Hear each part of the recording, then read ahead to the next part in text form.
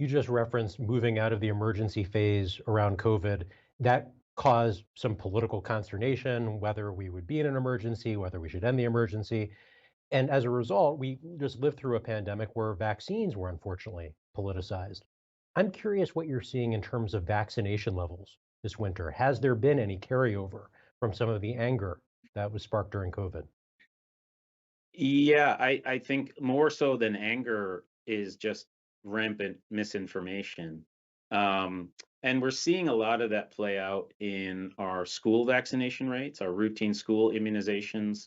Um, while we're still at high levels, certainly enough to create the kind of herd immunity for routine conditions like measles and like MMR and other key vaccines, polio and otherwise, we are seeing slight decrements. And so my worry is not so much about today.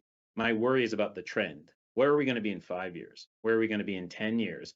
If we aren't able to build back the kind of trust and confidence in this protective wall we've created through vaccines, routine childhood vaccines in particular.